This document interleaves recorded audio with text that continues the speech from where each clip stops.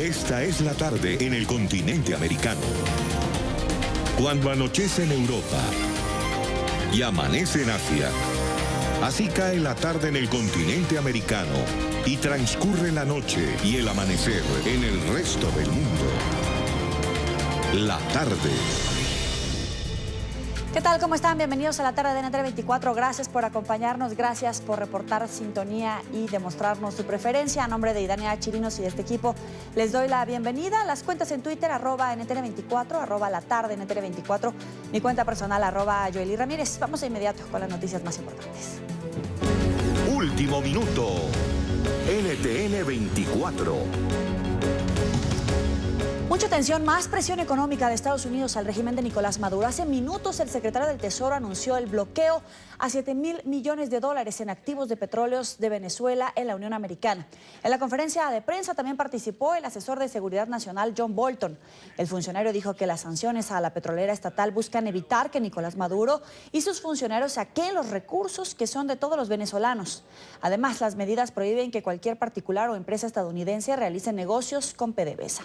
Más adelante vamos a desarrollar esta noticia con nuestra periodista en Washington, con toda la información y por supuesto las declaraciones de esta noticia en desarrollo.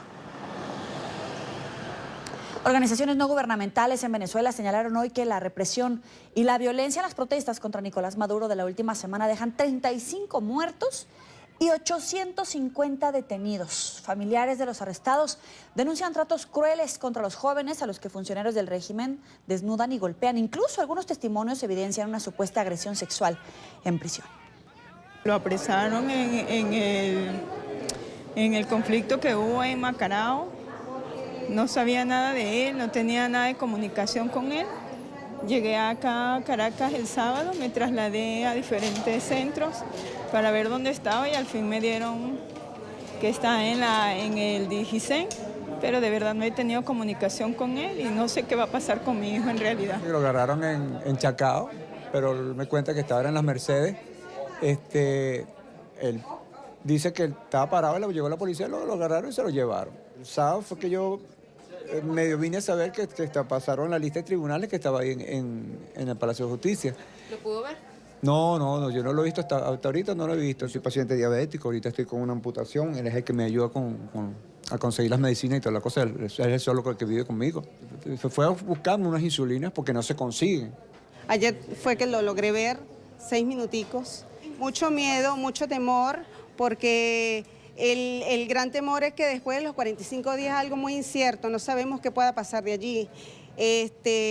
No sabemos si de pronto lo puedan trasladar a una de estas cárceles peligrosas. La ONG Foro Penal Venezolano denunció que todos los fallecidos durante la represión a manifestantes han presentado heridas de bala.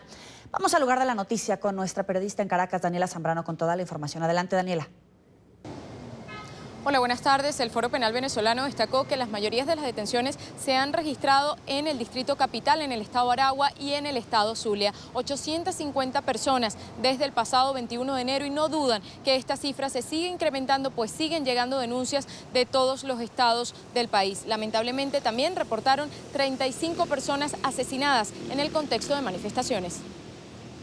Dalia Quintero vio a su hijo por última vez el pasado 23 de enero. Agradece saber que está vivo, pero lamenta que sea tras las rejas. No es terrorista, asegura es inocente. Tiene 20 años de edad. Se siente mucha impotencia, se siente mucha ausencia, se siente una gana de que esto termine. Isolina Mendoza vivió algo similar, pero en Cotiza, una barriada popular que salió en defensa de militares que se alzaron contra Maduro el pasado 21 de enero. Desde entonces, su hijo y su sobrino fueron encarcelados. Es desesperante, no he podido verlo. La verdad que es muy angustiante no saber en qué condiciones está tu familia. Así, ya son 850 personas detenidas en el contexto de manifestaciones antigubernamentales, especialmente en zonas populares, 77 de ellos menores de edad. No solo estoy hablando de personas de 17, 16 años, incluso de 12 años, entre 12 y 14 años, niñas. Por ejemplo, en el estado Amazonas se detuvo una muchacha indígena de 14 años de edad. En el estado Yaracuy, 11 niños fueron detenidos, también una niña, y quedaron privadas de libertad por orden de un juez sin justificación alguna. Detenciones arbitrarias en las que además denuncian el uso de la fuerza ha sido desproporcionado. Hemos visto dentro de las audiencias inclusive personas ensangrentadas, digamos con no solo perdigones, sino unas grandes lesiones, por ejemplo en la espalda. Hay casos incluso de personas que les han caminado y saltado encima ya detenidos, acostados. La cifra de fallecidos también va en aumento, 35 personas asesinadas, según la ONG Provea. Estas 35 personas ocurren en 10 estados de Venezuela. Los 3 primeros se los voy a decir. En primer lugar está el Distrito Capital, con 10 personas asesinadas en el contexto de manifestaciones. Seguidamente el estado Bolívar, con 8 personas. Y finalmente, en tercer lugar, el estado Portuguesa, con 4 víctimas de violaciones al derecho a la vida. Para esta organización, el grupo élite policial FAES tiene la responsabilidad en la mayoría de los asesinatos. El grupo FAES, que tiene un amplio prontuario en materia de violaciones a los derechos humanos y de ejecuciones en distintos lugares del país, está usando armas de guerra contra los manifestantes. En segundo lugar, se ha vuelto a repetir el patrón que ocurrió en el año 2017, que es colectivos armados ayudando a la represión contra los manifestantes. Algunas de las personas asesinadas fueron asesinadas presuntamente por grupos colectivos armados.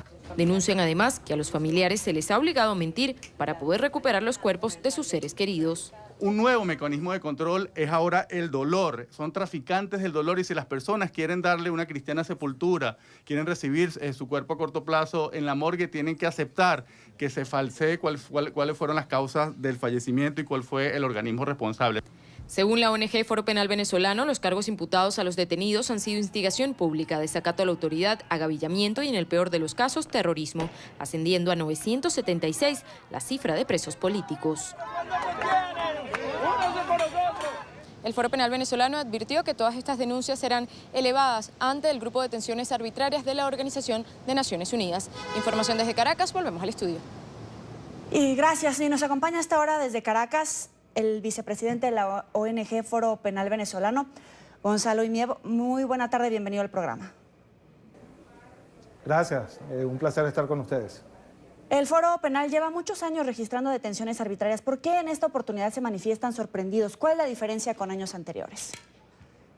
Bueno, solamente desde el 21 de enero hasta esta fecha se han producido más de 850 arrestos en todo el territorio nacional. Esta es una cifra sin precedentes. No habíamos tenido un volumen tan alto de arrestos en ninguno otro de los eventos que históricamente han tenido lugar en nuestro país, particularmente en el contexto de las manifestaciones y de las protestas contra el gobierno. Pero lo más grave es que de estas más de 850 personas al día de hoy, 703 solo en este breve periodo ya pueden ser calificadas formalmente como presos políticos porque ya han sido judicializadas, es decir, han sido presentadas ante los tribunales y en los tribunales se ha acordado de diversas maneras que permanezcan privados de su libertad. Esto nos arroja al día de hoy un total general de 986, si no me falla la memoria,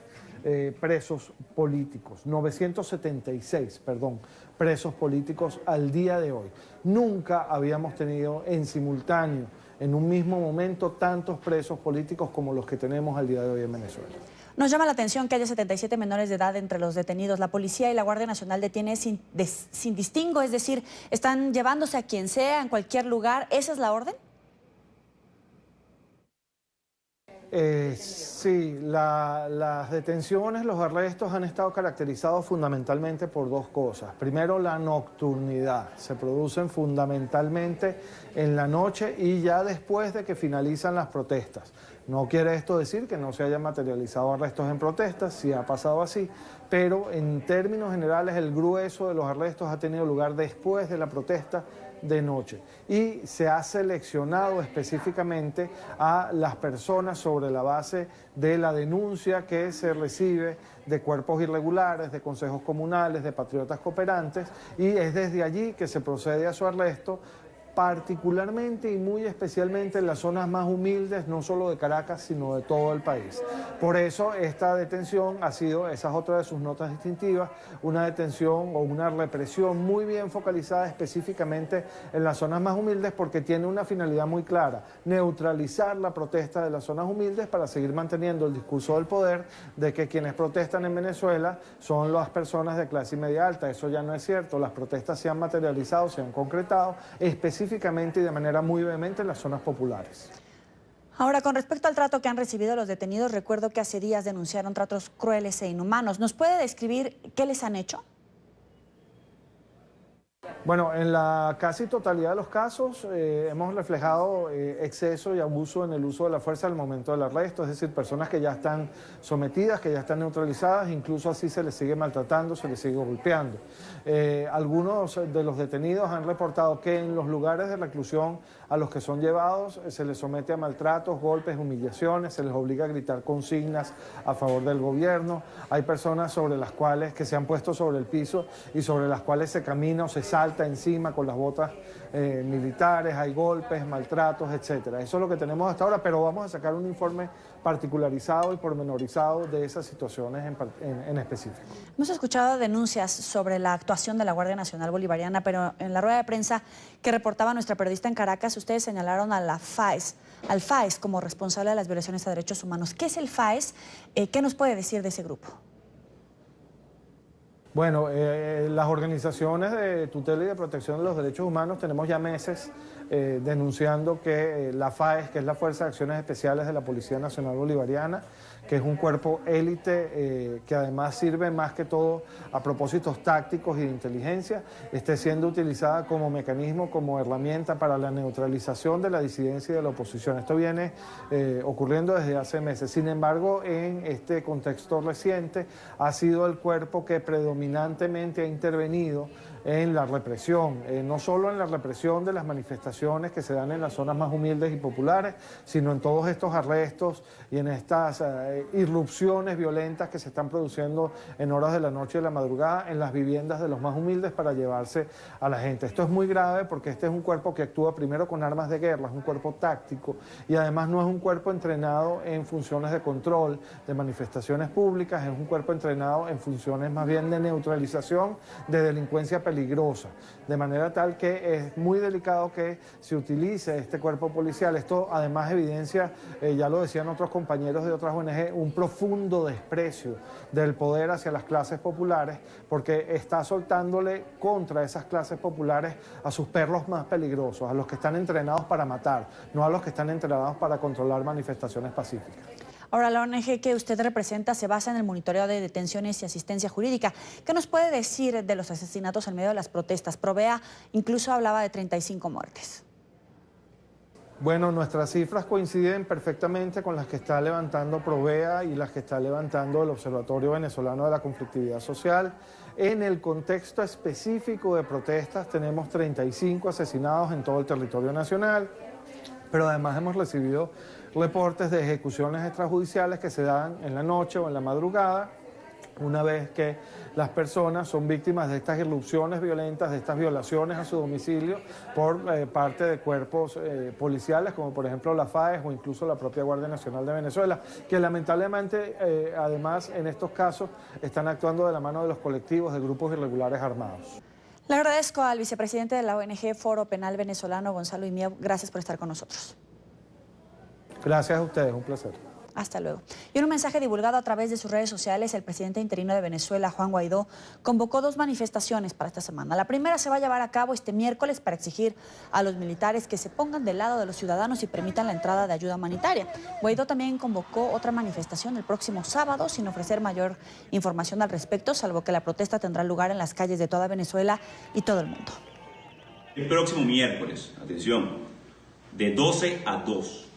Y lo vamos a hacer de manera pacífica, de manera inédita, para exigir muy claramente. Le pedimos a todos los venezolanos que salgan a las calles, en donde estén, en sus oficinas, en sus casas, en sus puestos de trabajo. Y el sábado, gran movilización en toda Venezuela, en todo el mundo, a nivel nacional e internacional, el día sábado, estaremos en las calles de toda Venezuela y en todo el mundo para acompañar el respaldo también que le diera la Unión Europea, incluso al pueblo de Venezuela, pero también el ultimátum que le dieron y que se vence el día domingo, donde reconocen claramente no solamente la Asamblea Nacional, no solamente nuestra Constitución, sino también la plena competencia de ejercicio de la presidencia encargada. 4:18 de la tarde, vamos a revisar en Cuba, vamos a revisar otros temas que se destacan en la agenda informativa del día. Es noticia Cuba, que en horas de la mañana fue azotada por un tornado. Al menos 3 personas murieron y otras 172 resultaron heridas por el paso del fenómeno que golpeó la isla. En La Habana y varios distritos capitales, los daños estructurales en instalaciones públicas y viviendas son cuantiosos, según reportan las autoridades. El Consejo de Ministros se reunió a primera hora de este lunes para evaluar los daños e implementar medidas para la recuperación de la zona. Como un estruendo. De manera intempestiva, un tornado sacudió en horas de la madrugada varias regiones de Cuba. Y de buena primera empezó todo, tú sabes. Las luces, como si fuera la tormenta del siglo de aquella, que me acuerdo porque tengo 50 años. Y así pasó, y imagínate, mira todo eso, arrasó. El Álamo, ahí en la esquina nosotros vivimos, hay una mata. Había un árbol grande.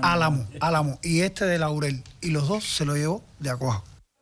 Momentos de terror vivieron los residentes de los distritos capitales de Regla, 10 de octubre y San Miguel del Padrón.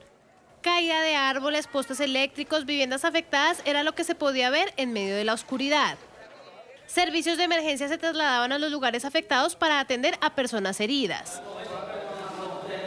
El presidente Miguel Díaz-Canel de inmediato se puso al frente de la situación y recorrió los distritos más afectados y parte de La Habana, donde el tránsito vehicular se vio afectado por el volcamiento de automóviles. Con la luz del día, la magnitud del paso del tornado era más evidente. Así lucen algunos barrios de la capital de la isla. No tenemos televisor, no tenemos frigidaire, ni nada, todas las tejas, ni colchón, ni nada, todo completo, abajo. Los cubanos aseguran jamás haber visto un fenómeno como este. Era como una turbina, es una turbina de un avión grande. No sé, y de buena primera, en 15 minutos o 20 minutos nada más, todo fue desastroso. Los carros dando vueltas, los carros dándole vueltas en la calle, los techos cayéndose. Esto es una catástrofe muy grande, esto es una catástrofe que en 58 años que yo tengo, jamás en mi vida he visto semejante cosa. Ha acabado, esto es un destrozo, peor que un ciclón. También se registraron inundaciones en el Malecón y otras zonas del litoral de las provincias occidentales. El fenómeno atmosférico se produjo luego de un fin de semana de fuertes tormentas, lluvias intensas, granizo y ráfagas de viento de hasta 100 kilómetros por hora. Noticia a Brasil, donde los equipos de rescate reanudaron las tareas de búsqueda de posibles sobrevivientes tras el colapso el pasado viernes de una represa. Las operaciones habían sido suspendidas el domingo por temor a que pudiera quebrarse otro dique de la misma compañía minera. El río de lodo y los desperdicios mineros del pasado 25 de enero destruyeron todo a su paso. La catástrofe deja hasta el momento 58 muertos y 305 desaparecidos. Las posibilidades de hallar sobrevivientes tras la tragedia minera ocurrida el pasado viernes en Brasil son muy pequeñas. Son las palabras de los bomberos que participan en las labores de rescate que se reanudaron el día de hoy. La Defensa Civil confirmó que al menos 191 personas han sido rescatadas con vida. Sin embargo, aún hay centenares de desaparecidos. Mi sobrino, Aún tengo una pequeña esperanza, pero no puedo imaginar cómo estará él la próxima vez que lo vea. ¿Estará vivo o muerto? Si nuestra última esperanza se ha terminado, él habrá dejado atrás una esposa embarazada. Su bebé nacerá el próximo 20 o 21 del próximo mes. ¿Qué deberíamos hacer? Es una situación desesperada. Un río de lodo sepultó decenas de viviendas en áreas rurales el pasado viernes tras la ruptura de una represa de la compañía Vale en el municipio de Minas Gerais. 136 militares israelíes llegaron hasta el lugar de la tragedia para reactivar las labores, pues involucran millones de metros cúbicos de lodo. Los voluntarios juegan un rol esencial. Yo estaría desesperada si fuera una de las familiares de las personas desaparecidas. Los familiares realmente necesitan ayuda, necesitan que los cuiden y necesitan una mano amiga. Los animales también están entre las principales víctimas del hecho. Este perro fue rescatado por un equipo de bomberos en una de las casas afectadas por la avalancha. El animal llevaba en el lugar 2 días sin comida ni agua y se encontraba amarrado con una cadena. El animal, que estaba visiblemente asustado, fue trasladado a una zona segura. El Ministerio Público de Minas Gerais ha solicitado a la compañía Vale que de forma inmediata habilite el rescate de animales presos en el lodazal, entre los que se encuentran aves, vacas, caballos, perros e incluso monos. Por la tragedia, la compañía minera, la mayor comercializadora de hierro del mundo, ha recibido ya 2 multas. Una del Instituto Brasileño del Medio Ambiente por $67.5 millones y la otra del gobierno de Minas Gerais por 26.7 millones. También es noticia el presidente de Brasil, Jair Bolsonaro, quien fue sometido hoy a una larga operación en un hospital de Sao Paulo. Los médicos le retiraron la bolsa de colostomía que cargaba desde que fue apuñalado en un mitin político en septiembre. Se trata de su tercera intervención quirúrgica tras el ataque cuando era candidato presidencial. Bolsonaro tendrá que permanecer 48 horas en absoluto reposo, tiempo en que asumirá la presidencia interina su vicepresidente, el general Hamilton Mourão. El mandatario deberá permanecer unos 10 días más en el hospital. Noticia México, donde aumentó a 115 la cifra de víctimas mortales por la explosión en una toma clandestina de gasolina en el estado de Hidalgo.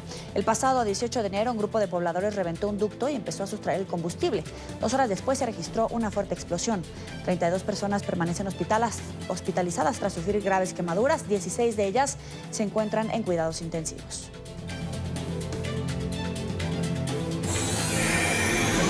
Noticia: el nuevo pronunciamiento del Papa Francisco sobre el atentado terrorista del ELN en Colombia. En su vuelo de regreso a Roma, tras participar en la Jornada Mundial de la Juventud en Panamá, el Papa Francisco volvió a hablar sobre el atentado terrorista en la Escuela de Cadetes de la Policía en Bogotá, que dejó 21 uniformados muertos. Francisco dijo que lo ocurrido el pasado 17 de enero es terrorífico. Después de todo el esfuerzo hecho en Colombia, lo que pasó en la Escuela de Cadetes el otro día fue terrorífico. O sea, no es solución la sangre, ¿no? Noticia: la gigantesca protesta de taxistas que bloqueó gran parte de Madrid. Por lo menos 2.000 conductores salieron a las calles a exigir que se regule el transporte de pasajeros que reciben el servicio a través de plataformas como Uber o Cabify. Los vehículos se estacionaron en el Paseo de la Castellana, que atraviesa la capital española de norte a sur. La Policía Nacional y antidisturbios desalojaron el lugar. Las autoridades dijeron que con presiones y chantajes no hay vías de solución. Es noticia la controversia por la decisión de Estados Unidos de establecer que los ciudadanos que soliciten asilo en la Unión Americana vuelvan a México para esperar la respuesta de las autoridades sobre su trámite. El gobierno de Andrés Manuel López Obrador aseguró que no coincide con la política estadounidense, pero señaló que por razones humanitarias admitirá su ingreso.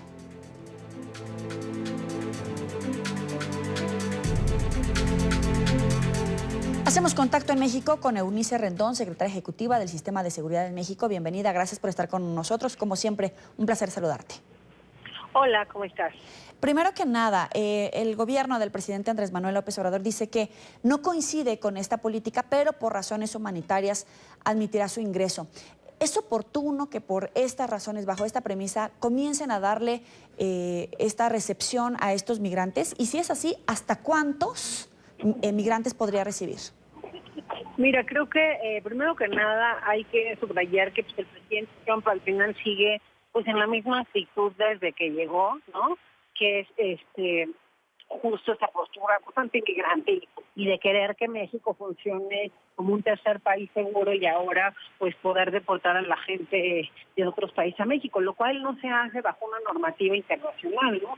No solamente, digamos, con una perspectiva mexicana, sino en general no es un tema que se estile. Cada quien tendría que deportar, en caso que quiera deportar, a los países de origen, no de tercero, ¿no? Como en este caso pues va a ser a México. México sin duda pues sí cambió de gobierno y tiene una perspectiva con una visión de derechos humanos más amplia. Pero pues esta también es más amplia, pero no es limitada, es decir, la visión de derechos humanos es amplia, pero la capacidad también pues, es limitada porque no podemos atender a todos aquellos que Estados Unidos decide enviar. Entonces creo que sí va a ser muy importante en la coyuntura ayudar, como se ha estado colaborando de parte del gobierno mexicano, pero en su momento pues va a ser también muy importante que Estados Unidos pues hagan las cosas como debe hacer, tanto en el tema de deportación como en el tema del asilo, por ejemplo. que en donde pues Estados Unidos tiene que recibir a la gente que está pidiendo asilo en su país, en lo que se determine esta figura, y no lo puede hacer en un tercer país porque finalmente puede correr riesgo también esta persona en este país, ¿no? En este caso México, por tener frontera con Estados Unidos. Ahora, México, a través de la Cancillería, ha dicho que esta decisión es unilateral por parte de Estados Unidos. ¿Qué riesgo representa que México se convierta en este tercer país seguro? ¿Por qué no se está devolviendo a los migrantes a sus países de origen, sino a México? Mira, yo creo que esto es una cuestión, como bien dijo la canciller mexicana, unilateral, en la que no, pues justamente se platicó, se pidió la opinión del gobierno mexicano y bueno, lo hacen yo creo que porque les sale más barato. Es algo que además sí se ha hecho en el pasado, ¿no? Tampoco, claro, no de manera tan pública como ahora lo está haciendo Trump, pero sí ha habido muchos casos de gente que no es mexicana y que la terminan regresando a nuestro país. Entonces yo creo que ahí, en donde sí el gobierno mexicano pues también tiene que trabajar de la mano con Estados Unidos, es en todas las promesas de colaboración en términos del desarrollo económico y social que ha prometido Estados Unidos en esta nueva etapa.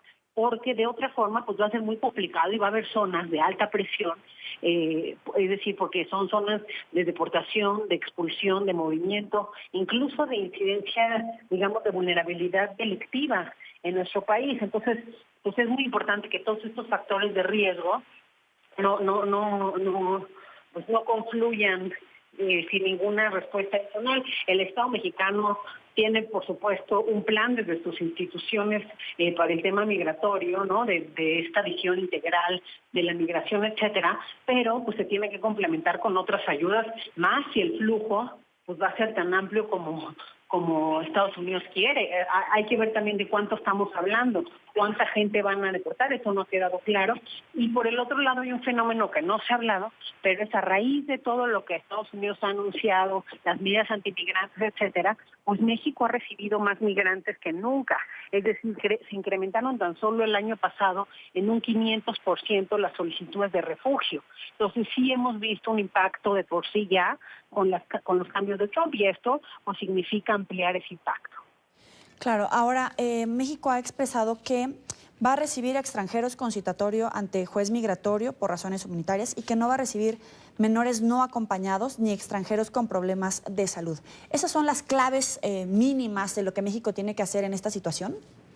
Pues mira, creo que el tema de los menores no acompañados es más delicado porque al final si hay un migrante vulnerable, pues es ese menor, ¿no? Entonces sí es muy importante, por supuesto, tratar de que viajen los menos porque sin duda son los que en más riesgo se ponen, pero en caso de que ya lleguen a territorio mexicano, que están aquí en nuestro país, pues va a ser fundamental la ayuda humanitaria a estos pequeños, siempre hace falta. Siempre son poblaciones muy contables por el crimen propio y por grupos también que buscan pues aprovecharse de su edad incluso para, por ejemplo, hacerlos que cometan algunos delitos o que participen en la cadena criminal y que por su edad pues sea menos complejo. Es decir, en Estados Unidos no los pueden meter a la cárcel justo por ser menores de edad, entonces hay una parte de estos niños que se conoce como niños de circuito, menores de circuito, que van y vienen pues cometiendo una serie de ilícitos que el propio crimen empuja. Entonces sí va a ser importante cuidar el tema de los niños y en el caso de otras poblaciones que México esté, digamos, impulsando a que no ingresen a nuestro país o que no se quiera dar un seguimiento más puntual, pues tenerlo muy bien justificado y sobre todo una muy buena clasificación de cuáles son los casos de mayor o más alta vulnerabilidad. Hay una alerta en el gobierno mexicano respecto a la cantidad de migrantes, esta ola migratoria que esté creciendo, sobre todo de países de Centroamérica.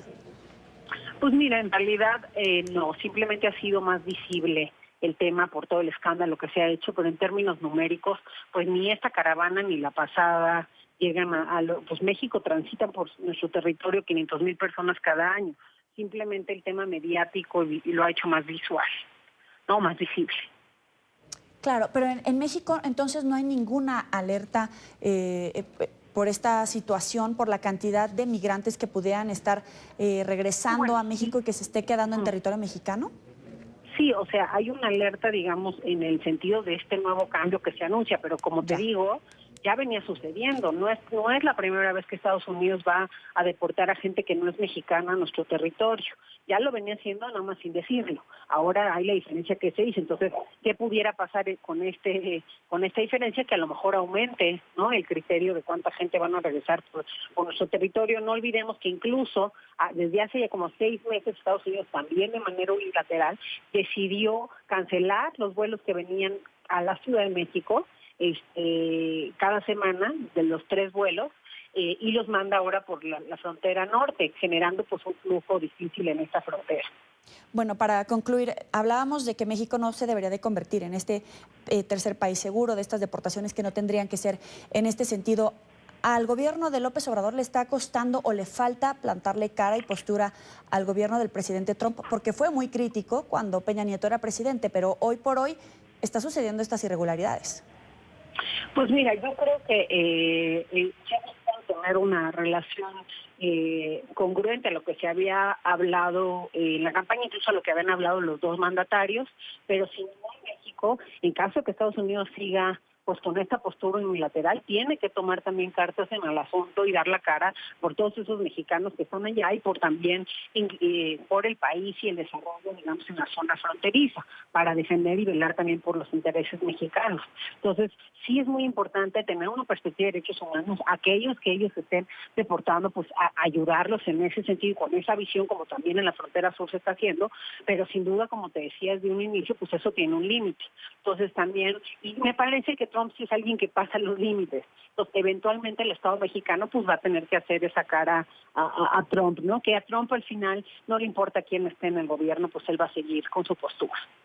Le agradezco a Eunice Rendón, secretaria ejecutiva del Sistema de Seguridad de México, por estar con nosotros aquí en la tarde. Un abrazo. Gracias, hasta luego. Hasta luego. Vamos a la primera pausa en la tarde. Recuerde seguirnos en las cuentas de Twitter, las tienen en su pantalla, @NTN24, @NTN24B, mi cuenta personal, @Joely Ramírez. Al regreso, después de 5 semanas de cierre, este lunes regresaron a sus funciones los trabajadores de las distintas oficinas de Estados Unidos afectadas por el cierre parcial de la Administración Federal. Ya volvemos.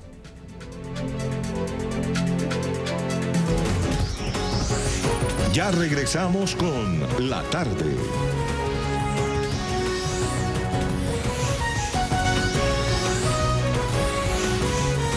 Continuamos con La Tarde. Gracias por seguir con nosotros en la tarde. Miles de empleados de las agencias gubernamentales de los Estados Unidos regresaron este lunes a sus puestos de trabajo tras el acuerdo temporal para reabrir la Administración Federal.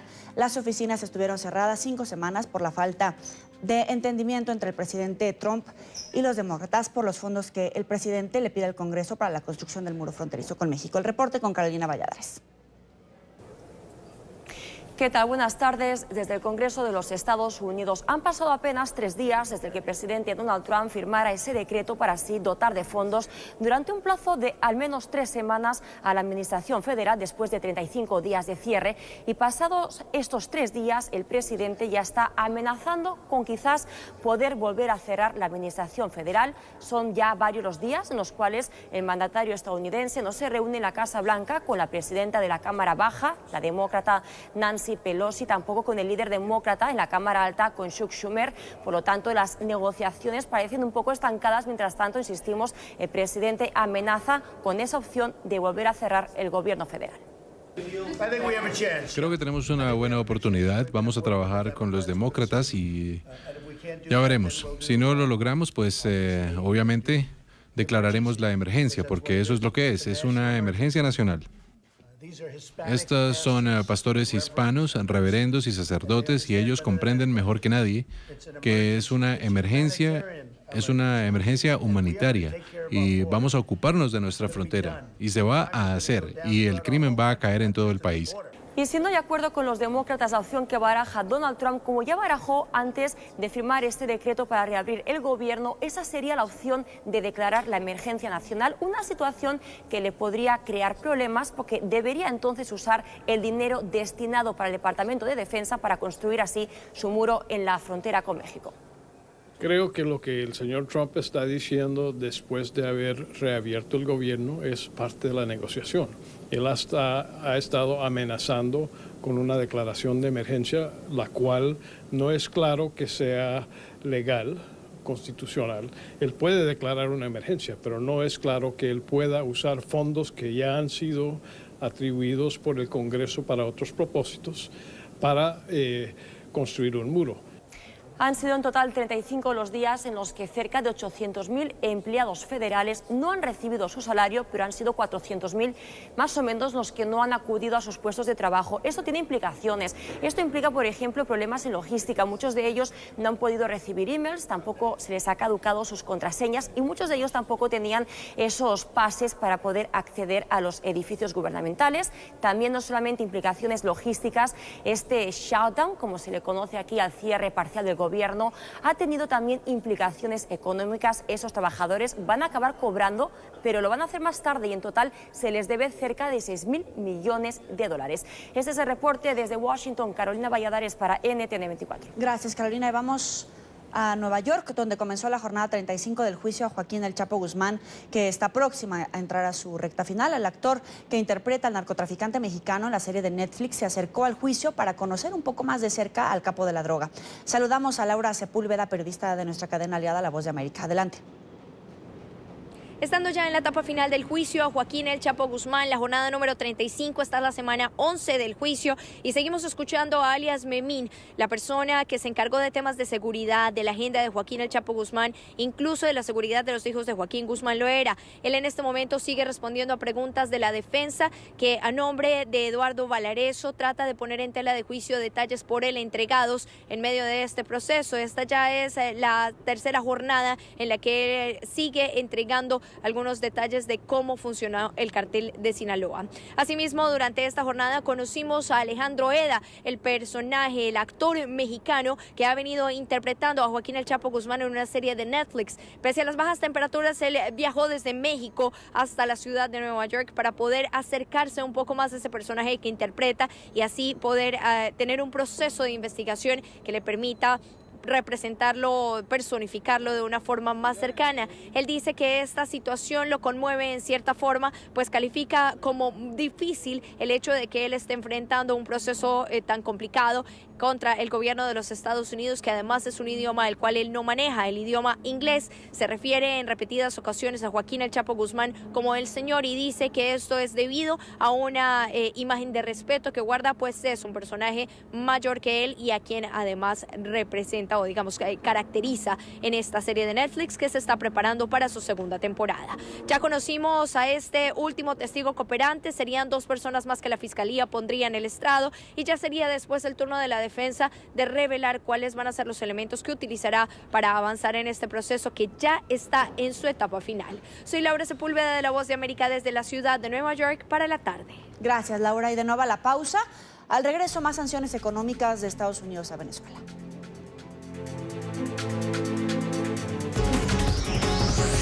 Ya regresamos con La Tarde.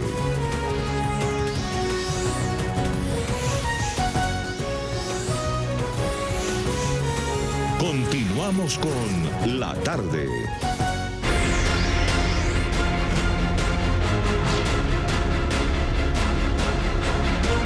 Más presión económica de Estados Unidos al régimen de Nicolás Maduro. Hace minutos el secretario del Tesoro anunció el bloqueo a $7.000 millones en activos de petróleos de Venezuela en la Unión Americana. En la conferencia de prensa también participó el asesor de Seguridad Nacional, John Bolton. El funcionario dijo que las sanciones a la petrolera estatal buscan evitar que Nicolás Maduro y sus funcionarios saquen los recursos que son de todos los venezolanos. Emiliana Molina tiene la información desde Washington. Adelante. Yoli, ¿qué tal? Así es, muy buenas tardes. Esta rueda de prensa culminó hace pocos minutos y las sanciones a PDVSA, esta petrolera estatal en Venezuela, consisten en al menos 2 partes. Primero, la congelación de fondos y segundo, también prohíben a los estadounidenses y a empresas de la Unión Americana llevar a cabo negociaciones con esta petrolera. También incluyen el bloqueo de $7.000 millones en activos a PDVSA en Estados Unidos, lo cual afectará próximamente en el próximo año $11.000 millones dólares en exportaciones. Sin embargo, por ahora Citgo en Estados Unidos continuará funcionando, pero todos los ingresos irán a una cuenta que está bloqueada por la Unión Americana y estos ingresos serán manejados por el presidente de la Asamblea Nacional, Juan Guaidó, que ha sido reconocido como el presidente legítimo del país andino por Estados Unidos y una gran mayoría de países en América Latina. La única manera en que Nicolás Maduro puede librarse de estas sanciones es si le transfiere de manera democrática el poder a Juan Guaidó o si se llevan a cabo elecciones libres y democráticas en Venezuela y se monta al poder un nuevo gobierno electo de manera democrática. Hoy, y después le daré el podio al señor Mnuchin, para esto vamos a anunciar sanciones en contra de Petróleos de Venezuela, Sociedad Anónima o PDVSA, como es conocido por su acrónimo en español, el monopolio del petróleo del Estado. Hemos expuesto la corrupción de Maduro y sus secuaces y la acción de hoy asegura que no puedan seguir robando los activos del pueblo venezolano. Esperamos que el secretario Mnuchin entre en detalle en esto. Estamos anunciando un bloqueo de 7.000 millones de dólares en activos y 11.000 millones en exportaciones para el próximo año. Las acciones de hoy en contra de PDVSA siguen mi determinación para que las personas que operan en el sector petrolero de Venezuela ahora puedan estar sujetas a las sanciones. Hoy la OFAC también dio licencias que autorizan ciertas transacciones y actividades con PDVSA por periodos de tiempo limitado para minimizar cualquier interrupción y apoyo de los continuos esfuerzos humanitarios. Los activos de Citgo en los Estados Unidos podrán seguir operando siempre y cuando los fondos que normalmente irían a PDVSA vayan, en lugar de eso, a cuentas bloqueadas dentro de los Estados Unidos. Estas sanciones ocurren mientras en los últimos días el coronel Jorge Luis Silva, un agregado militar de Venezuela, aquí en Washington, D.C., abandonó públicamente a Nicolás Maduro, reconociendo a Juan Guaidó como el presidente legítimo de Venezuela. Silva lleva 10 años en Estados Unidos y le han extendido su estadía por tratamientos médicos. Sin embargo, el pasado mes de septiembre le dijeron que debía abandonar la Unión Americana lo antes posible. El alto mando tiene secuestrado, conjuntamente con el Ejecutivo, las Fuerzas Armadas. Hay demasiado descontento. Mi mensaje a las Fuerzas Armadas, como lo he dicho, es: no maltrates a tu gente. A nosotros nos dieron las armas para defender la soberanía de nuestro país. Nunca nos formaron para decir: esta es para atacar a tu pueblo, para que defiendas al gobierno de turno. No. Sirve para enviar un mensaje a sus compañeros de armas de que no queda otra opción que reconocer la única autoridad legal en este momento en Venezuela, que es el presidente de la Asamblea Nacional Constituyente y presidente encargado de la República de Venezuela. Creo que es muy significativo y esperamos que surjan otros pronunciamientos de otros oficiales en los próximos días apoyando al presidente encargado Juan Guaidó. Las recientes sanciones por parte de Estados Unidos las aplaude el senador republicano por Florida, Marco Rubio, quien también le advierte al presidente Nicolás Maduro que de reprimir a funcionarios de la Asamblea Nacional, a Juan Guaidó o a diplomáticos estadounidenses en Venezuela actualmente, se enfrentará a graves consecuencias por parte de la Unión Americana. Esta es toda la información que tenemos en directo desde la Casa Blanca. Emiliana Molina, Joely, regreso al Centro Internacional de Noticias con ustedes. Gracias, Emiliana. El gobierno de Estados Unidos aceptó a Carlos Vecchio como encargado de negocios de Venezuela en Washington. Esto después de que el opositor fuera designado para ese cargo por Juan Guaidó, quien se juramentó como presidente interino del país suramericano al desconocer el segundo mandato de Nicolás Maduro, considerado ilegítimo. Vecchio, coordinador político de Voluntad Popular, el mismo partido de Guaidó, lleva más de 4 años exiliado en la Unión Americana debido a que en su contra pesaba una orden de detención relacionada con las protestas de 2014 en Venezuela, que derivaron en hechos violentos. Y otro país se suma al reconocimiento de Juan Guaidó como presidente interino de Venezuela. Australia anunció este domingo que apoya al líder de la Asamblea Nacional controlada por la oposición venezolana y pidió una transición democrática lo más pronto posible. El primer ministro de Israel, Benjamín Netanyahu, también había anunciado el domingo que su nación reconoce el nuevo liderazgo en Venezuela. Del Ejecutivo Nacional. Y quien no ha sido tan claro en su postura es el Papa Francisco. En su vuelo de regreso al Vaticano, tras participar en la Jornada Mundial de la Juventud en Panamá, el sumo pontífice aseguró que está con todo el pueblo de Venezuela, pero que brindar su respaldo a una de las partes sería una imprudencia pastoral y haría daño.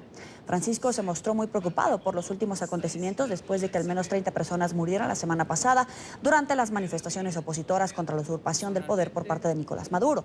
Dijo estar dispuesto a mediar para encontrar una solución negociada a pesar de los frustrados intentos de diálogo en el pasado.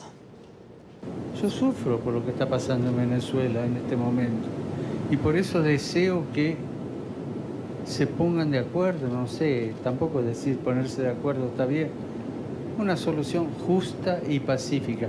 ¿Qué es lo que me asusta? El derramamiento de sangre. Por su parte, México defiende su postura de no intervencionismo frente a la crisis en Venezuela. El presidente Andrés Manuel López Obrador insiste en que respeta el principio de autodeterminación del régimen y aboga por una salida pacífica a la crisis. López Obrador hizo esta declaración tras ser cuestionado sobre el presidente interino Juan Guaidó durante su conferencia matutina. Sobre Venezuela, nuestra postura pues es la misma. Es lo que establece nuestra Constitución. No nos vamos a mover de ahí porque tenemos que ser respetuosos de los principios de no intervención, de autodeterminación de los pueblos, de solución pacífica de las controversias. Esto se ha aplicado durante mucho tiempo en la política exterior mexicana, son principios básicos. El secretario general de la ONU, Antonio Guterres, ha visto la carta que el presidente interino de Venezuela, Juan Guaidó, difundió en Twitter. En la misiva, el también líder del Parlamento venezolano pide más ayuda humanitaria para el país. Sin embargo, el portavoz de la Secretaría General precisó que por ahora Naciones Unidas no ha tenido contacto oficial con Guaidó o sus delegados. Alejandro Rincón tiene la información desde Nueva York. Hola, feliz tarde para todos. Tras la sesión extraordinaria del Consejo de Seguridad de la ONU el pasado sábado a propósito de la crisis en Venezuela, hoy ha surgido una nueva oportunidad para consultar directamente la perspectiva de la Secretaría General de Naciones Unidas a propósito de lo que sucede ahora mismo en territorio venezolano. Primero, fíjense en estas imágenes, la carta que durante el pasado fin de semana Juan Guaidó, presidente interino de Venezuela, entregó o envió a el secretario general Antonio Guterres con el objetivo de pedir más asistencia a nivel humanitario para su país. Estas cartas fueron discutidas directamente con el portavoz del secretario general, quien emitió el siguiente concepto o respuesta a propósito de esa carta enviada por Juan Guaidó al jefe de Naciones Unidas. Sí, hemos visto los tweets y eso incluye la carta. Estamos verificando su autenticidad y la respuesta será considerada. A propósito de este asunto en particular, el portavoz del secretario general hizo una importante precisión.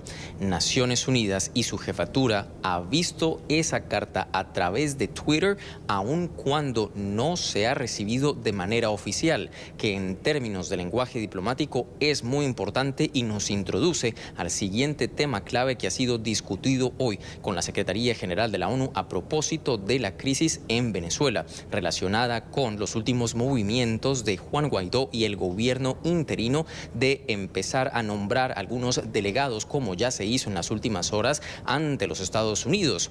Aquí en Naciones Unidas todavía no se tiene notificación alguna de un cambio en la misión diplomática venezolana y por esa razón la Secretaría General no dice que oficialmente ha recibido esa carta de Juan Guaidó en solicitud de asistencia humanitaria. Sobre el particular, el portavoz del secretario general entregó estas declaraciones. El secretario general de Naciones Unidas no tiene la autoridad de reconocer u ofrecer reconocimiento a Estados miembros o de líderes. Obviamente ya hemos tomado nota de las diferentes posiciones respectivas de los Estados miembros. El reconocimiento de un líder le corresponde a los Estados miembros.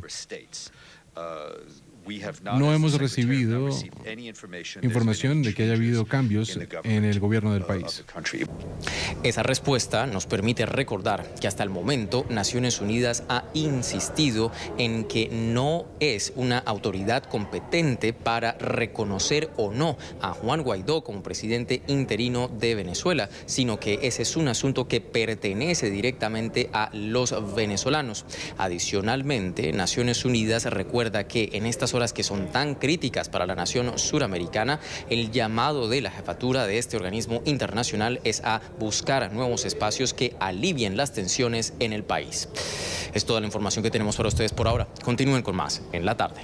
Gracias, buena tarde para ti. Vamos a una pausa, ya volvemos. Los invito a que se suscriban a nuestro canal en YouTube, NTN24. Allí podrán encontrar todo el contenido multimedia, nuestras entrevistas, reportajes y la señal en vivo. Recuerden conectarse www.youtube.com/NTN24. Ya regresamos con La Tarde.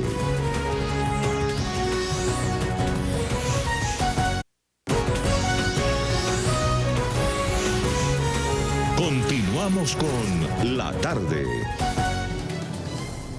Gracias por seguir con nosotros en la tarde de NTN24. Los invitamos a que se comuniquen a través de las redes sociales, en Twitter, @NTN24, @La Tarde NTN24, mi cuenta personal, @Yoeli Ramírez. Vamos con más información. En Venezuela, la represión y persecución no solo ha sido contra los civiles que marchan solicitando un cambio de gobierno, también contra funcionarios militares que se han puesto a la permanencia de Nicolás Maduro. Distintas ONGs, defensoras de derechos humanos y diputadas a la Asamblea Nacional han denunciado las violaciones al derecho a protestar y también la violencia con la que ha sido atacada la disidencia política. Incluso han denunciado por torturas, violación al debido proceso y detención de menores de edad.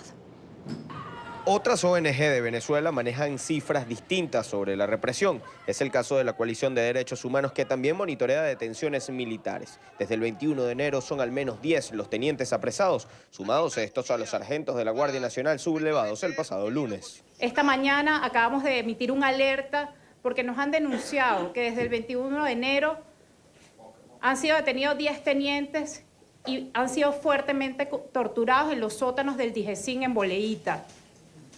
Debe parar la tortura, debe parar la violación de derechos humanos. Muchas de estas detenciones pudieron haber sido ocasionadas por negarse a reprimir protestas. La Fuerza Armada Nacional se ha negado a reprimir a los venezolanos.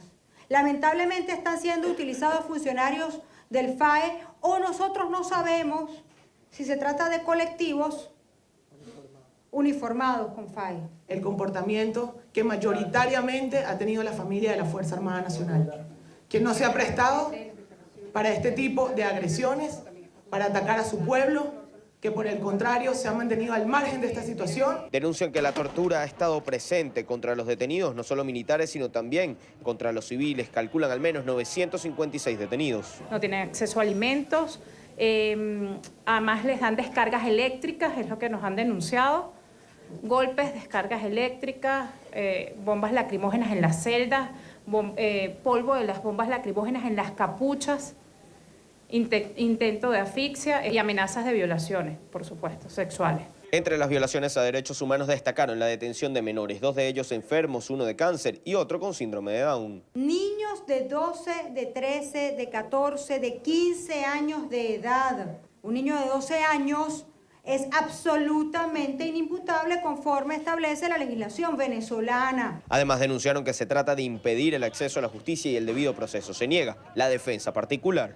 Que nos tienen desde las 8 de la mañana en los tribunales y en la madrugada hacen las audiencias, con el objeto que las personas detenidas no tengan derecho a asistencia jurídica. Exigieron, al igual que Juan Guaidó, que Michelle Bachelet evalúe la situación de derechos humanos en el país. Aseguran, es una situación de emergencia, por lo tanto pidieron una visita inmediata. Ya un día más es tarde.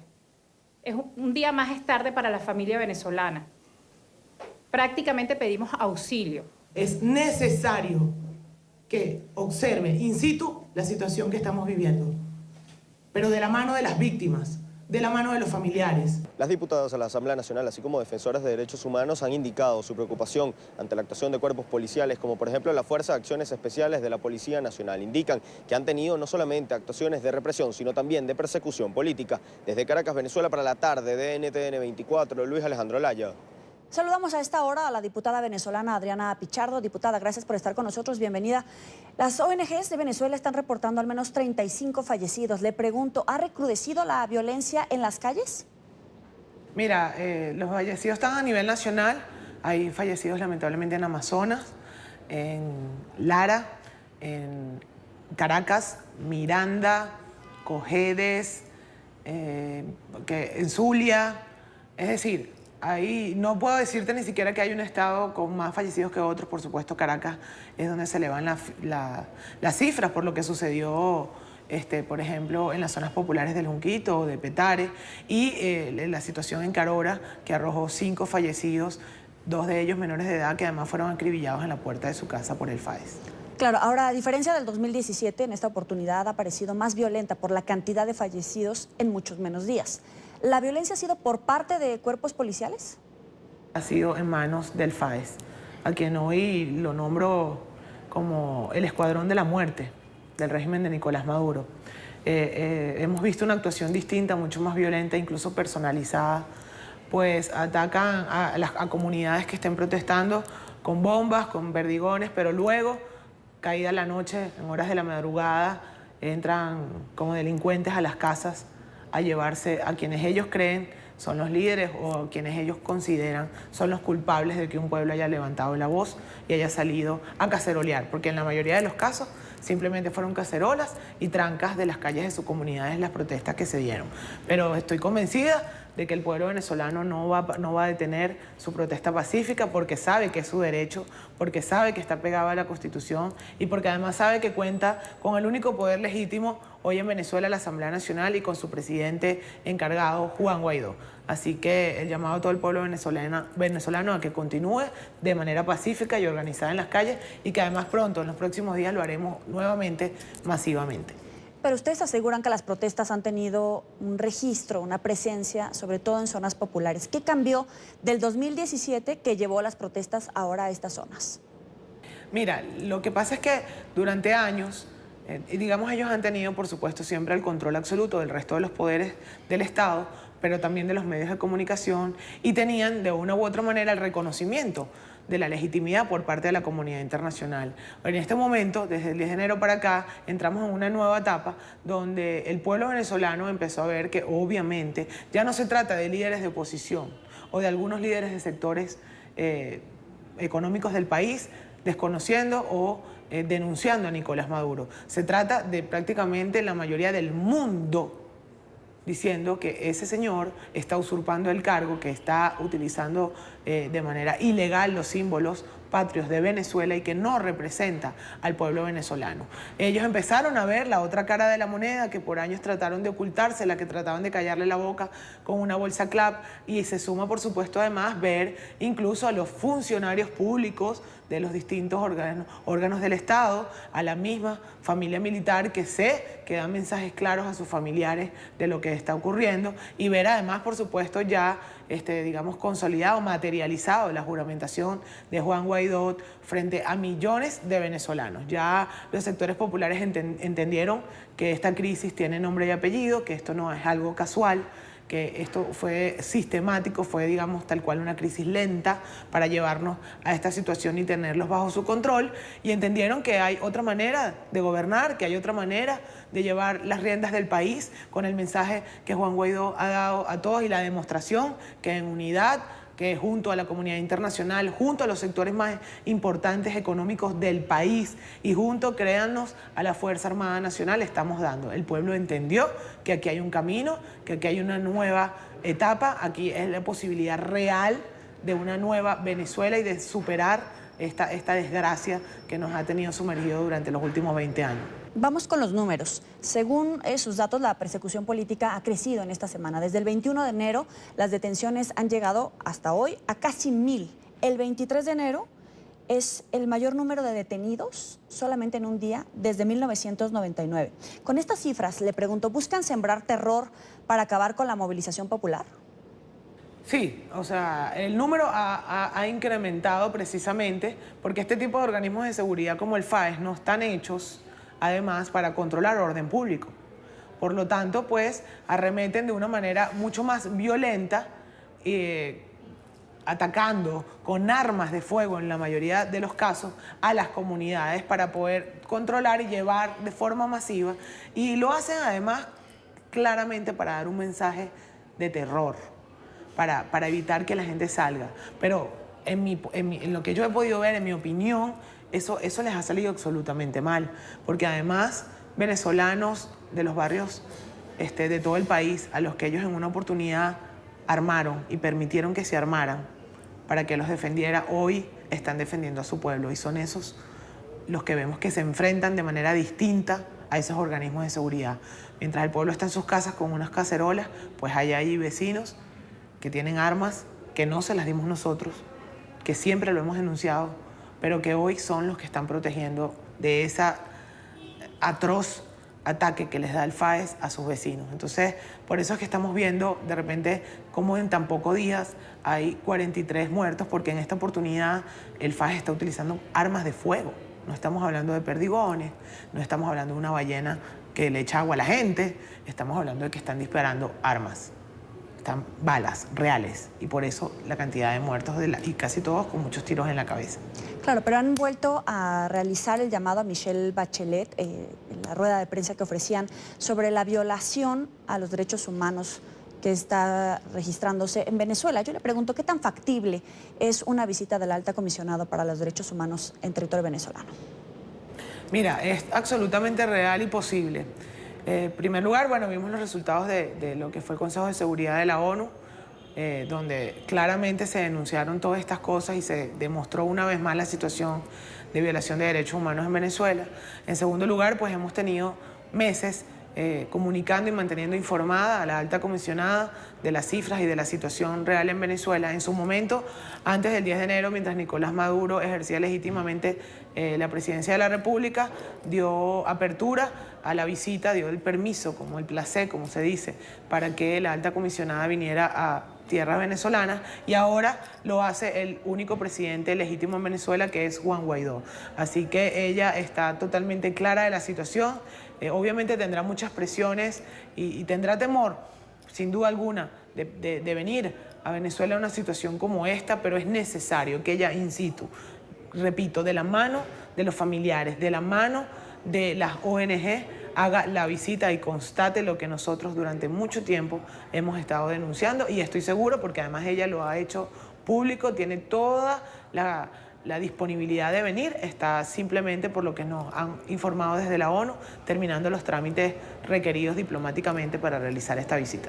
Le agradezco a la diputada venezolana Adriana Pichardo. Gracias por estar con nosotros en la tarde. Pásela muy bien. Avanzamos con otros temas. La cónsul de Venezuela en Miami se sumó a las voces de diplomáticos que han reconocido a Juan Guaidó como presidente interino. La funcionaria nombrada por el régimen de Nicolás Maduro instó a sus colegas a apoyar el proceso de transición a la democracia. En la misma línea de respaldo a un gobierno de transición, el senador republicano por la Florida, Marco Rubio, aseguró que Washington dará el manejo de los fondos del Estado venezolano al líder de la Asamblea Nacional. Es un informe de Paola Serna desde Miami.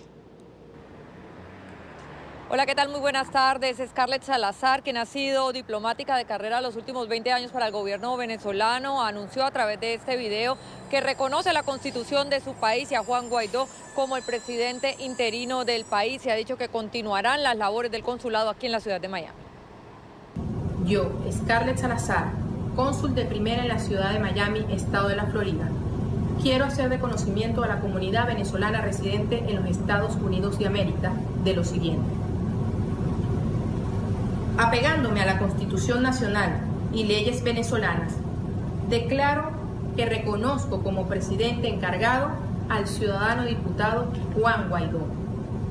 Esta decisión obedece a mis principios y valores democráticos, como funcionaria de carrera diplomática al servicio de Venezuela por más de 18 años ininterrumpidos. Compartiendo esos valores y espíritu de cambios con mis compatriotas y siempre al servicio de mi amado país, seguiremos prestando el servicio consular en esta ciudad.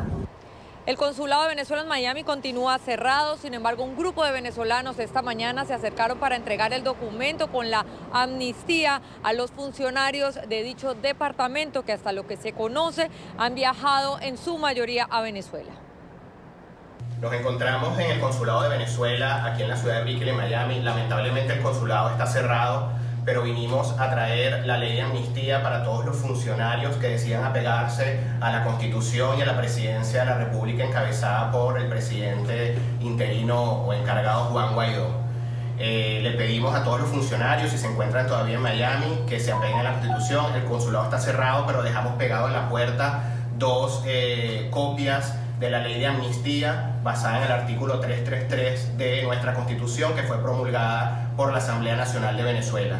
Este fin de semana, el senador Marco Rubio también aseguró que el gobierno de los Estados Unidos dará el manejo de los dineros del Estado venezolano y del Banco Central de Venezuela que están en territorio estadounidense. Para los expertos, estos son fondos fundamentales para que continúe el funcionamiento tanto de los consulados como de la Embajada de Caracas en Washington. Casi todos los países tienen cuentas depositadas en los Estados Unidos, los bancos centrales, los bancos del Estado, etc.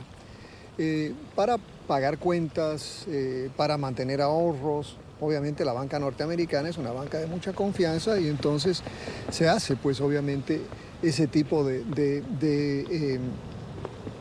depósitos, ¿me entiendes? Eso está manejado y cuando se congelan cuentas de diferentes países, por ejemplo, cuando se congeló la cuenta de Irán, eran ese tipo de cuentas activas en los Estados Unidos. Eso se confisca y los que lo confiscan son básicamente el Departamento del Tesoro. Entonces, cuando el Ejecutivo autoriza el pago de esas cuentas, puede autorizar pagar a cualquier entidad responsable representante del Estado. En este caso, como Estados Unidos ha decidido que el representante del Estado venezolano es el señor Guaidó, y ahora con la juramentación o la aceptación de credenciales de un señor en Washington, ¿no? Un señor venezolano que ahora es el señor Carlos Vecchio, que ahora es el nuevo embajador de Venezuela. Entonces, Estados Unidos está teniendo relaciones de Estado a Estado con obviamente Guaidó y su representante en Washington. ¿Cómo manejarán ese dinero? Esa es una interrogante importante. Y reconociendo a Juan Guaidó, así con pósters y la fotografía del presidente encargado de Venezuela, amanecieron las sedes diplomáticas de Venezuela en Chile, Italia y El Salvador. Se desconocen quiénes son los autores de los carteles en los que Guaidó aparece con la banda presidencial cruzada. Y en la capital de España, ciudadanos venezolanos se acercaron hasta el consulado de su país en Madrid para entregar a los funcionarios la ley de amnistía. Cuando intentaron entregar el texto de la norma, un funcionario lo rompió en pedazos. Este es un informe de Marcelo Moncayo desde Madrid. Hola, ¿qué tal? Un saludo para ustedes. En la tarde esta mañana, ciudadanos venezolanos se acercaron hasta el consulado de Venezuela en Madrid para intentar entregar la ley de amnistía a los funcionarios de esta sede diplomática. El documento no fue recibido, por lo que los ciudadanos venezolanos que defienden la presidencia de Juan Guaidó decidieron pegar el texto en la fachada. En Madrid, venezolanos de distintos sectores sociales y políticos se acercaron este lunes al consulado de su país para entregar una copia de la ley de amnistía a los funcionarios de esa sede diplomática. El texto no quiso ser recibido por uno de los funcionarios, que prefirió romperlo e impedir el ingreso del resto de activistas venezolanos que se encontraban en los exteriores y que querían ingresar para entregar más copias de la ley al resto de funcionarios consulares. Es un incentivo a todo aquel que colabore para restituir la democracia en Venezuela y que se le está ofreciendo el perdón. Porque vamos a estar claros, hay una complicidad con la usurpación que se está cometiendo también a partir del 10 de enero. Es que se niegan, están asustadísimos los que están adentro. Cuando les entregamos la ley de amnistía, dicen, no me la des, porque el otro muchacho estaba afuera y rompió la ley de amnistía. Quería que la sacara y yo le digo, no, sácala tú, entrégala afuera. Solamente queríamos entregar este documento. Eso era todo. De amnistía, solamente. Hemos venido en paz, hemos venido tranquilos, hemos venido totalmente convencidos y respetuosos con la gente del consulado. Veníamos a entregar este documento. Además, los defensores de la presidencia interina de Juan Guaidó aseguraron respetar la posición de España y de otros países de la Unión Europea de dar un plazo a Nicolás Maduro para convocar elecciones, aunque no la comparten, pues es demorar el reconocimiento de Guaidó. Si ellos quieren esperar 8 días, se lo respetamos, pero no hay otra manera. No puede haber elecciones presidenciales convocadas por la dictadura. Elecciones en dictadura ya hubo el año pasado y no se resolvió el problema. La única manera que se resuelve el problema es que haya elecciones en libertad. Y elecciones en libertad solo las garantiza Juan Guaidó como presidente constitucional. Como el texto de la ley de amnistía no fue recibido, los ciudadanos venezolanos pegaron el documento en la fachada del consulado. Televidentes de la tarde y los ciudadanos venezolanos que llegaron hasta esta sede diplomática aseguraron que sus acciones internacionales continuarán, ya que en estos momentos su principal objetivo es el reconocimiento de Juan Guaidó como presidente interino de Venezuela. Este es el informe para la tarde. Marcelo Moncayo, NTN 24, Madrid. Mientras en Venezuela la crisis toma un nuevo rumbo, los jóvenes que han decidido permanecer en el país no pierdan la esperanza de que la nación suramericana supere los obstáculos y la situación mejore. Este es un informe de nuestra cadena aliada La Voz de América. En Venezuela actualmente hay miles de jóvenes que han decidido permanecer en el país, a pesar de la deteriorada situación. Muchos de ellos, a pesar de las limitaciones económicas y las obligaciones familiares, prefieren mantenerse en el país, prepararse, esforzarse y ser parte del cambio. Ante la continuación de la crisis política y social que atraviesa el país, en La Voz de América conversamos con un grupo de jóvenes venezolanos quienes expresaron sus expectativas de cara a los próximos días. El joven Daniel Carrizo, estudiante de antropología, indicó que la actual coyuntura es esperanzadora. Siempre he pensado que esto no es una carrera, esto es una maratón. Si me permiten hacer un llamado, quisiera decirle a todo el pueblo venezolano que no estamos solos, que estos serán días muy difíciles y queda de nuestra parte pues escoger de qué lado de la historia queremos estar. Otra voz fue la del estudiante de Derecho Everest Borges, quien opina que la mayoría de la juventud en el país espera un cambio que afecte positivamente, puesto que al margen de la crisis política, la crisis económica afecta a todos. El simple hecho de venir a estudiar cada día es más complicado, no solo por material de estudio como pueden ser libros o lo que sea, sino el simplemente hecho de comer, porque antes de venir a estudiar tenemos que comer y cada día eso es más complicado y más cuesta arriba. El estudiante Octavio González no dudó en decir que no quiere irse de su país, aunque los problemas de la sociedad continúen. Aquí la gente pasa hambre, aquí no le llega ni agua, ni luz, ni los servicios básicos a una gran cantidad de la población del país. Por su parte, el joven Richard Romero, desde Manifestación Oficialista, indicó que a su juicio la mejor vía para el progreso es con Nicolás Maduro en la conducción del país.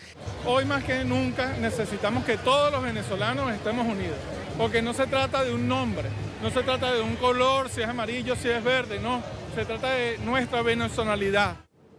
Pausa en la tarde. Al volver, ayer en Bolivia se realizaron elecciones primarias previo a las presidenciales de este año. El presidente Evo Morales celebró la jornada, mientras que la oposición sigue cuestionando su intención de repostularse para un cuarto mandato consecutivo. Ya volvemos.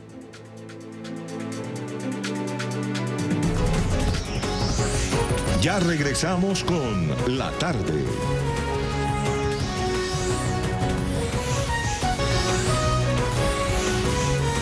Continuamos con La Tarde. Gracias por seguir con nosotros en La Tarde. Vamos a las noticias en Bolivia. Como un proceso para fortalecer la democracia, calificó el presidente Evo Morales las elecciones primarias que se vivieron este domingo en el país. Mientras el mandatario se reconocieron los primeros resultados de los comicios. El Movimiento al Socialismo, partido de Morales, fue el que tuvo mayor participación en la jornada electoral criticada por la oposición. El MAS solo obtuvo el voto del 36,5% de casi 1 millón de sus militantes. Los detractores de Morales afirmaron que las primarias han servido como cortina de humo para que se legalice la polémica candidatura de Morales a un cuarto mandato sucesivo, luego de que el Tribunal Constitucional validara su postulación en 2017 y desconociera la voluntad del pueblo expresada en el referéndum en 2016. La oposición también aseguró que es un gasto inútil si se tiene en cuenta que cada partido solo podía presentar un binomio conformado por sus candidatos a presidente y vicepresidente. Paso a paso estamos profundizando nuestra democracia. Antes solo los dirigentes elegían a dedo a sus candidatos a presidente y vicepresidente. Ahora lo hacen los militantes de cada partido. Estamos seguros que en las próximas elecciones primarias habrá varios binomios. Nosotros emitiendo un tipo de certificado. Los bolivianos votaban el domingo en unas inéditas elecciones primarias para escoger candidatos presidenciales para los comicios de octubre. La polémica votación no tuvo competencia, ya que había un solo postulante inscrito en cada partido. El presidente Evo Morales, que aspira a un cuarto mandato consecutivo, dijo que con estos comicios se inicia la democratización de los partidos o movimientos políticos de Bolivia. Recuérdense de acá a poco tiempo. Cada partido va a tener 2 hasta 3, 4 candidatos en las elecciones primarias. Es una forma de democratizar a los partidos, a los movimientos políticos. La realización de las primarias a un costo de unos $4 millones fue el resultado de una nueva ley de partidos políticos impulsada por el oficialismo y aprobada en octubre. La oposición insiste en que es un gasto inútil y argumenta que las primarias solo sirven para legitimar la controvertida candidatura de Morales, avalada por el Tribunal Constitucional, pese a que había sido rechazada en un referéndum un año antes. Nosotros vamos a cumplir, por supuesto, la obligación legal que establece que necesitamos un voto para habilitar nuestra candidatura, porque nuestro objetivo fundamental es participar en las elecciones presidenciales. Más de 1.700.000 militantes de partidos políticos estaban habilitados para sufragar en estas primarias, que son un paso obligatorio para competir en las elecciones de octubre. Para hablar de este tema, saludamos en Bolivia a Edgar Rendón, diputado por el departamento del Tarija. Bienvenido a La Tarde, gracias por estar con nosotros. Gracias, Valeria. Un gusto saludarles, un gusto saludar a toda la gente que ve este prestigioso programa de La Tarde por NTN. Gracias por estar aquí. A tus órdenes para cualquier consulta. Sí, mire, el candidato Óscar Ortiz decía que Evo Morales debería de declinar a este proceso porque es un total fracaso. Y el expresidente de Bolivia, Carlos Mesa, dice que las primarias fueron un fiasco. ¿Usted qué opina? Bueno, en realidad toda la oposición está en la misma línea de que estas elecciones primarias fue un sinsentido del gobierno a efectos solamente de legitimar una candidatura ilegal del señor Evo Morales y el señor García Linera. Si nos vamos a remitir a 2 años antes, 2 años antes y un poco más, el 21 de febrero del 2016, el mismo gobierno nos llevó a todos los bolivianos a un referéndum para ver si se cambiaban un artículo clave de la Constitución que permitiría la reelección, el 168. En esa oportunidad, el pueblo de Bolivia, de manera mayoritaria, con más de 2.682.000 votos, le dijo no. Más del 51.84% de la gente le dijo no. Entonces, en ese afán de perpetuarse en el poder, el gobierno nacional sacó una sentencia, hizo sacar una sentencia al Tribunal Constitucional en el sentido de que iba a apelar a su derecho humano para poderse nuevamente repostular y de manera indefinida. Y es así que el año pasado aprobaron con sus 2/3 la ley 1096, la ley de organizaciones políticas, donde se establecían las primarias como parte de un proceso de democratización de los partidos. Pero en ese entonces el Tribunal Supremo Electoral había diseñado ese proyecto de ley, que después fue una ley aprobada por ellos, para su aplicación el 2024. Vale decir que ellos a la fuerza adelantaron la implementación de esta ley de organizaciones políticas, y obviamente con 3 objetivos. El primer objetivo era caotizar a la oposición porque no le daba tiempo para organizarse para unas primarias, y fruto de eso precisamente fue que se presentaron 8 binomios con un solo candidato. Pero entonces esa es una falla de la oposición, no haber logrado un consenso y enfrentar en este primer ejercicio a Evo Morales. No, yo no creo que haya sido una falla de la oposición. Lo que creo es que se adelantaron las cosas. Se creó un ambiente caótico para que las organizaciones políticas no pudieran hacer verdaderos acuerdos para presentarse a las elecciones, y por supuesto eso conllevaba de que iban a haber presentaciones dispersas de diferentes organizaciones políticas. Ese era el propósito de adelantar la ley de organizaciones políticas en lo que respecta al tema de elección de las primarias. Pero además había otro objetivo más, de que era el mostrar la musculatura del gobierno, porque un año antes ellos venían inscribiendo en un padrón de militancia ya a sabiendas de que este proceso se iba a dar. Vale decir que todo esto fue orquestado hace un año atrás. Y obviamente ellos llegaron a inscribir en su padrón de militantes alrededor de 991,000 inscritos frente a los otros partidos que apenas se les dio 1 mes y medio para inscripción de militantes. Obviamente desde ese momento se entendía de que había una intencionalidad oscura de mostrar la musculatura del gobierno y hacer votar justamente a todos sus militantes y mostrarle al país que democráticamente se había legitimado la candidatura del señor Evo Morales y el señor García Linera. Pero se llevaron un fiasco y fue una farsa, justamente como decían los candidatos, porque de esos 991 militantes apenas votó el 35,6%. Vale decir que después de que en el referéndum del 2016 la población boliviana le dijo no a la reelección, ahora, ¿qué nos muestra este resultado de las elecciones primarias del día de ayer? Que más del 64%, es decir, de 10 militantes del movimiento al socialismo, sí, más de 6 le dijeron no al señor Evo Morales. Ese es el verdadero porque la oposición llamó a la abstención. Entonces tampoco tienen la claridad sobre si esa abstención va a ser a favor o en contra de Evo Morales, o peor aún, tampoco saben a qué candidato de la oposición va a favorecer. No, pero escúcheme, lo que yo le voy a decir es que los candidatos llamaron a la abstención a los militantes de sus partidos, no a los militantes del MAS. ¿Por qué? Porque era una elección primaria con padrón cerrado de los militantes de cada partido.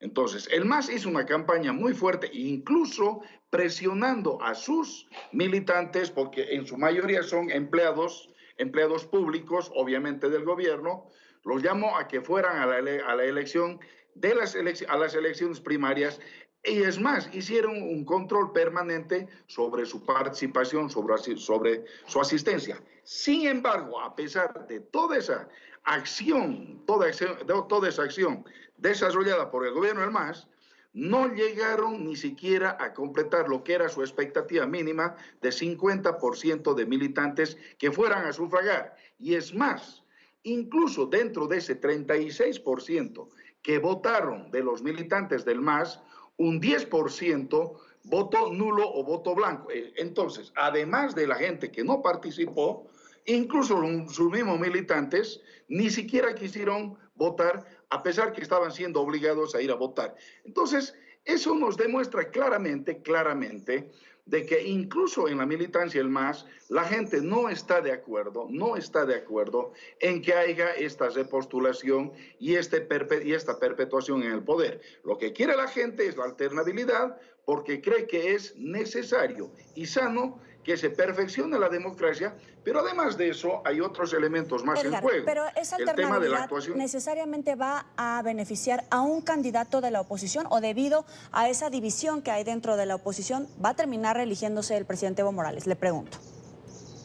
No sé, mire, yo lo que yo abogo es porque la oposición, después de este resultado, que ha sido un fracaso para el partido de gobierno, para el MAS, yo abogo porque la oposición haga un acto de madurez, de sensatez, y empiecen a pensar en una sola candidatura única que vaya a enfrentar al MAS, no necesariamente a Evo Morales, porque el señor Evo Morales no puede postularse, es ilegal su participación, lo dice la Constitución y lo dicen las normas electorales. Lo que sí, el MAS sí puede presentar un candidato, entonces habrá que hacer una nueva reingeniería en todo esto, habrá que anular las elecciones primarias, habrá que hacer una convocatoria a un Tribunal Supremo Electoral que sea altamente probo para que garantice transparencia e independencia en los procesos electorales. Eso es lo que esperamos nosotros y obviamente esperamos que en todo este tiempo la oposición haga pues realmente un acto de madurez política y haga eco de lo que le está pidiendo la población, que se consolide un solo frente único, que vaya a una elección el mes de octubre contra el MAS. Eso es lo que tiene que hacer la oposición en este momento. Obviamente, para enfrentar al MAS, que, le vuelvo a decir, está de capa caída porque el resultado de ayer ha sido absolutamente desastroso para ellos. ¿Cuál es la fortaleza de las instituciones bolivianas? ¿Qué le hace pensar a usted que en este momento el tribunal y Evo Morales va a dar marcha atrás a todo este proceso que ya en este momento le ha permitido participar en estas primarias y que no va a lograr inscribir su candidatura y reelegirse por cuarta vez consecutiva? Bueno, nada nos garantiza eso. Lo que sí es que hay que hacer fuerza para que sea así. Hay que hacer presión de la ciudadanía. Aquí hay mucha manifestación de las plataformas, de los colectivos ciudadanos y de algunos políticos que no se prestan precisamente a apoyar al oficialismo, que están en esa línea, Y yo le digo, los resultados de ayer han insuflado de fuerza a la oposición, a la ciudadanía, porque en realidad se trata de la ciudadanía, porque con estos resultados el MAS ha mostrado que apenas tiene el 5% del padrón electoral, que es alrededor de 6.500.000 habitantes. Entonces, lo que se va a tener que hacer en este tiempo hacia adelante es hacer fuerza para que se pronuncie la Corte Interamericana de Derechos Humanos, el Pacto de San José de Costa Rica, la OEA y todas las organizaciones y todos los organismos que obviamente abogan porque los países actúen en el marco democrático con instituciones fuertes, transparentes e independientes. Eso es lo que hay que hacer y eso es lo que tiene que hacer la oposición. En este momento no está nada garantizado, pero nosotros vamos a hacer fuerza para que sea así. Diputado, quisiera que me ayudara a entender y a explicarle al auditorio ¿por qué tiene que pronunciarse los organismos internacionales? Usted mencionaba la OEA, la participación de organismos internacionales en la vida política de Bolivia. ¿Por qué la oposición y los bolivianos no tienen una unión y una organización para enfrentar a las urnas, hacer que sus organismos nacionales puedan ser independientes y conduzcan por una vida democrática a Bolivia? Bueno, lo están haciendo en forma reiterativa. Nosotros hemos venido insistiendo en que el trabajo y el papel que ha desempeñado el Tribunal Supremo Electoral y el Tribunal Constitucional han sido absolutamente parcializados con el gobierno. Se han hecho una serie de manifestaciones y se han planteado posiciones en este sentido. Y usted me pregunta, ¿por qué los organismos internacionales? Porque el Tribunal Constitucional aquí en Bolivia ha fallado una sentencia en favor de la repostulación del señor Evo Morales y el señor García Linera, a pesar que hubo un referendo apelando a un recurso humano que está contemplado en el artículo 23 del Pacto de San José de Costa Rica, que contempla los derechos políticos, humanos y civiles de todas las personas, pero no de los presidentes, peor para perpetuarse. Entonces, por eso es que se exige y se pide a la Corte Interamericana que se pronuncie, el Pacto de San José de Costa Rica, que se pronuncie sobre la interpretación del artículo 23. Y si el artículo 23 no da lugar a que se pueda repostular un mandatario que está ya tres periodos constitucionales consecutivos de manera ilegal, entonces creemos de que las instituciones nacionales van a tener que dar un paso atrás. Creemos que tiene que ser así. Aquí se han hecho muchos esfuerzos y se siguen haciendo esfuerzos, pero obviamente que necesitamos que organismos como la Corte Interamericana de Derechos Humanos se pronuncie sobre esto. Por eso es que nosotros creemos importante su pronunciamiento. Y claro, está de más decir de que ya se han hecho muchas acciones, sí, muchas gestiones ante ese organismo y ante la OEA para que se pueda pronunciar al respecto.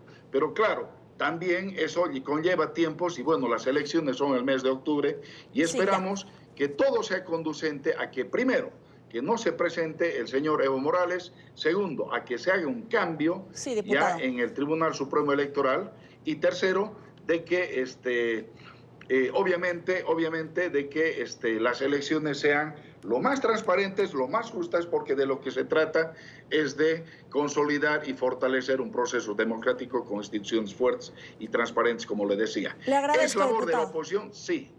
Discúlpeme, se nos acabó el tiempo. Es Edgar Rendón, diputado por el departamento del Tarija, en Bolivia. Muchas gracias por estar con nosotros. Gracias. Hasta luego. Llegamos al final de la tarde, los espero en una hora más en el informativo. Pásela muy bien.